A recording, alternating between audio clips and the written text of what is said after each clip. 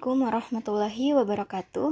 Baiklah, pada pertemuan kali ini kami akan memenuhi tugas mata kuliah Islam dan Ilmu Pengetahuan dengan dosen pengampu Bapak Rohmadi MPD.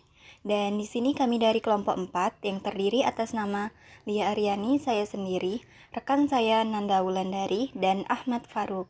Di pertemuan kali ini kami akan menjelaskan salah satu materi dari mata kuliah Islam dan Ilmu Pengetahuan dengan judul Review terhadap pandangan Islamisasi Sains Naquib Al-Atas, Dewestirnisasi Sains, dan Raji Al-Faruqi Islamisasi Sains. Assalamualaikum warahmatullahi wabarakatuh. Saya Li Aryani dengan NIM 202020202100. Pada video kali ini saya akan membahas tentang pemikiran Syekh Muhammad Naquib Al-Atas. Sebagai pendahuluan, saya akan menjelaskan profil singkat Syekh Muhammad Naquib Al-Atas. Naquib Al-Atas merupakan seorang cendekiawan dan filsuf muslim yang berasal dari Malaysia, yang menguasai berbagai bidang seperti teologi, filsafat, metafisika, sejarah, serta literatur, dan ia juga menulis berbagai bidang pemikiran dan peradaban Islam. Yuk kita lanjut pembahasan secara lebih detail. Apa saja sih pemikiran dari Syekh Muhammad Naquib Al-Atas? Yang pertama yaitu tentang metafisika Islam yang dapat kita lihat definisinya. Al-Atas menyatakan bahwa metafisika Islam adalah tasawuf filosofis yang menerangkan hakikat realitas sebenarnya melalui penggabungan akal dan pengalaman dengan menggunakan tingkatan lebih tinggi, yaitu tingkatan suprarasional atau melampaui akal manusia, dan transempirikal atau kesadaran manusia. Menurut Al-Atas, pencarian manusia untuk memahami hakikat realitas sebenarnya termuat dua aliran pemikiran. Yang pertama, aliran pemikiran para resensialis. Aliran ini diwakili oleh semua filosofis serta sebagian teolog muslim. Yang kedua itu aliran pemikiran para eksistensialis yang diwakili oleh para cendekiawan sufi. Al-Atas sendiri menganut aliran wa ahamul wujud atau kesatuan eksistensi. Aliran tersebut berpendapat bahwa Allah adalah satu-satunya realitas mutlak. Mereka menyatakan esensi atau hakikat Tuhan itu sama dengan eksistensinya. Yang kedua yaitu hakikat manusia. Dalam pandangan Syekh Muhammad Al-Atas, manusia adalah binatang yang rasional, karena manusia memiliki kelebihan akal untuk menalar. Tujuan sejati manusia di bumi yakni mengabdi kepada Allah sebagai khalifah di bumi. Manusia dengan kesimpulan akalnya diamanahkan untuk menjalankan tugasnya sebagai khalifah di bumi. Yang kelak, setiap perbuatan akan dipertanggungjawabkan di hadapan Allah nanti. Yang ketiga yaitu pendidikan Islam. Upaya penanaman sesuatu secara bertahap dalam diri manusia, berupa pengenalan dan pengalaman yang membimbing manusia ke arah pengenalan, dan pengakuan akan Tuhan dengan tepat diwujudkan dalam bentuk kepribadian. Dalam pandangan Al-Atas, pendidikan Islam harus memberikan pengetahuan tentang hakikat manusia, kemudian disesuai tentang pengetahuan lainnya. Dengan demikian, manusia dapat menyuapi jati diri sebenarnya. Jika tahu akan jati dirinya, maka manusia senantiasa akan ingat dan sadar dalam memposisikan dirinya kepada sesama makhluk maupun pada Sang Pencipta. Al-Atas mengistilahkan pendidikan Islam dengan kata taklid, yakni ilmu yang menekankan pada pembinaan tata krama. Maka, tujuan pendidikan itu menghasilkan manusia yang baik dan beradab, untuk mendekatkan diri kepada Allah agar mencapai kebahagiaan dunia serta akhirat. Yang keempat itu tentang Islamisasi ilmu pengetahuan. Menurut Al-Atas, Islamisasi ilmu pengetahuan merupakan pembebasan ilmu dari penafsiran-penafsiran teologi sekuler dan ungkapan-ungkapan manusia sekuler. Al-Atas juga memberikan gagasan dalam upaya melakukan islamisasi ilmu-ilmu, yaitu pemisahan ilmu pengetahuan yang memiliki unsur kebudayaan dan peradaban barat, memasukkan unsur dan konsep-konsep Islam ke dalam setiap cabang ilmu pengetahuan yang relevan dengan masa kini. Yang kelima adalah sekularisme. Menurut Al-Atas, sekuler merupakan suatu kondisi terlepasnya dunia dari konsep-konsep keagamaan yang bermakna bukan sebenarnya. Manusia sekularisme menemukan kenyataan bahwa dirinya sendiri memegang atas dunia. Apapun yang dilakukan seolah-olah tanpa campur tangan Tuhan. Bahkan menganggap tidak perlu adanya Tuhan, sehingga tempat Tuhan telah tergantikan dengan ilmu pengetahuan. Bahkan ilmu pengetahuan dianggap sebagai penyelamat manusia. Nama saya Nanda Wulandari dengan NIM 20202020281. Saya akan menjelaskan profil singkat tentang Ismail Rozi Al-Faruqi. Ismail Rozi Al-Faruqi adalah seseorang cendekiawan muslim. Ia lahir di Jaffa, Palestina pada tanggal 1 Januari 1921.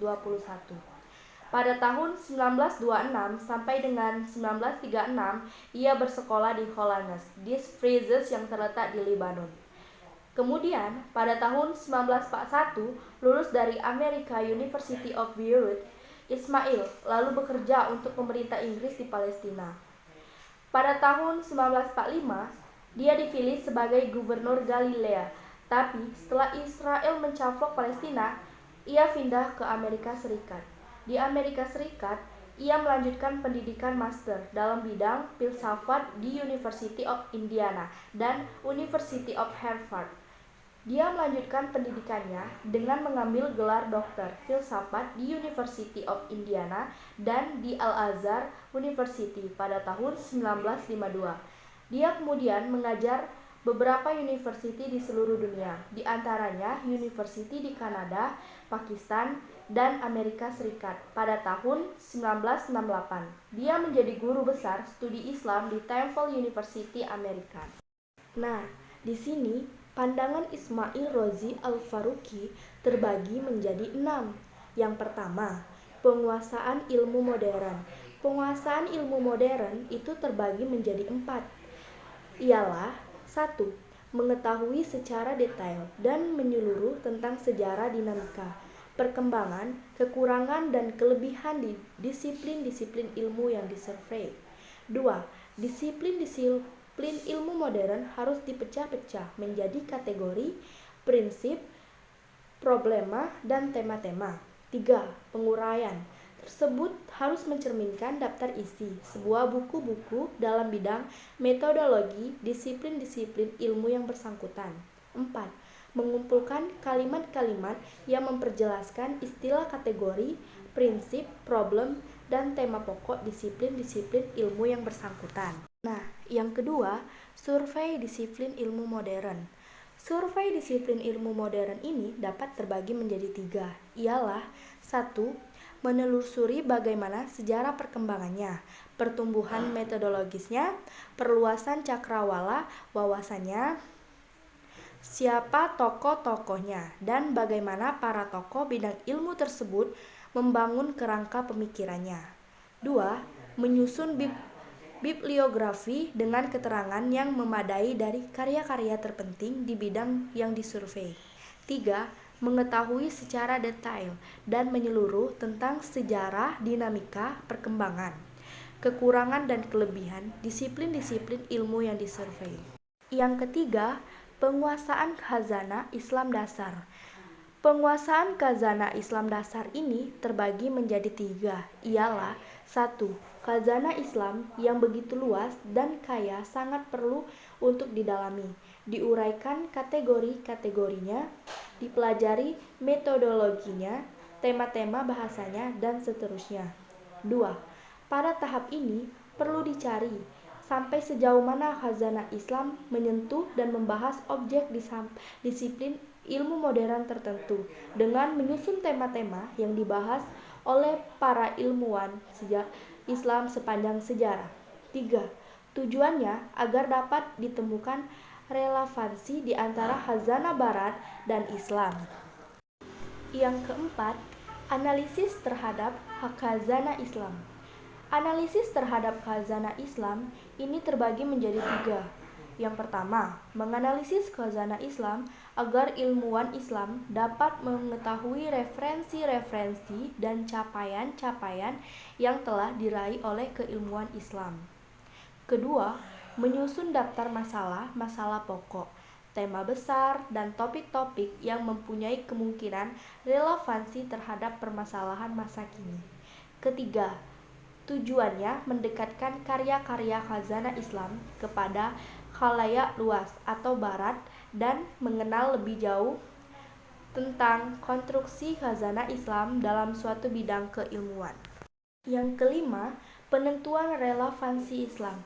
Penentuan relevansi Islam ini dapat ditetapkan dengan mengajukan 3 persoalan, yaitu: pertama, apa yang telah disumbangkan oleh Islam, Al-Quran, tafsir, filsafat, dan ijtihad terkait keseluruhan masalah yang telah dicakup disiplin ilmu-ilmu modern. Kedua, seberapa besar sumbangan tersebut jika dibandingkan dengan capaian yang diperoleh oleh ilmu modern. Ketiga, jika ada bidang masalah yang mendapat hanya sedikit perhatian atau luput dibahas dalam khazanah Islam, ke arah mana ilmuwan Muslim harus mengusahakan dan mengisi kekurangan tersebut. Nah, yang terakhir, penilaian kritis disiplin ilmu modern ialah jika relevansi Islam dalam satu disiplin ilmu telah disusun selanjutnya, harus dilakukan penilaian terhadap disiplin ilmu modern tersebut dengan melakukan analisa sudut pandang dan titik pijak Islam. Misalnya, bagaimana pandangan Islam terkait suatu bidang ilmu modern tertentu? Adakah titik pijak ilmu modern tersebut dalam Islam? 7. Penilaian kritis terhadap khazanah Islam. Sumbangan khazanah Islam untuk bidang keilmuan yang dibahas harus dianalisa dan dicari relevansi kontemporer. Ilmuwan Islam harus mampu bersikap kritis terkait keilmuan Islam klasik jika dihadapkan pada perkembangan suatu bidang keilmuan. Perlu dilakukan perumusan ulang atau reformulasi mengenai sejauh mana khazanah Islam tersebut dapat relevan dengan permasalahan komputer. 8. Survei permasalahan umat Islam. Ilmuwan Islam perlu melakukan survei mengenai problem terbesar yang dihadapi umat Islam. Perlu dilakukan suatu studi yang sistematis untuk memetakan berbagai permasalahan yang sedang dihadapi umat Islam di berbagai bidang, baik di bidang politik, sosial ekonomi, budaya moral, spiritual, termasuk juga di bidang ilmu pengetahuan. Dengan melakukan survei tersebut, ilmuwan Islam dapat menentukan langkah prioritas untuk memecahkan permasalahan tersebut dari sudut pandang keilmuan. 9. Survei permasalahan umat manusia. Ilmuwan Islam perlu melakukan survei mengenai problem-problem yang dihadapi umat manusia secara umum. Hal ini perlu dilakukan untuk memetakan apakah problem-problem yang dimaksud hanya dihadapi oleh masyarakat Islam atau oleh umat lain atau umat manusia secara umum. 10. Analisa kreatif dan sintesa. Pada tahapan ini, ilmuwan Muslim harus mulai melakukan sintesa antara khazanah-khazanah yang dimiliki oleh Islam dengan disiplin ilmu modern. Tujuannya adalah untuk menjembatani jurang pemisah antara keduanya dan untuk mendorong kembali munculnya khazanah pemikiran Islam yang sudah mandek selama beberapa abad. Khazanah keilmuan Islam harus dipertemukan dengan pencapaian keilmuan modern, dengan harapan akan muncul suatu horizon keilmuan yang lebih luas dari apa yang sudah dicapai oleh disiplin ilmu modern.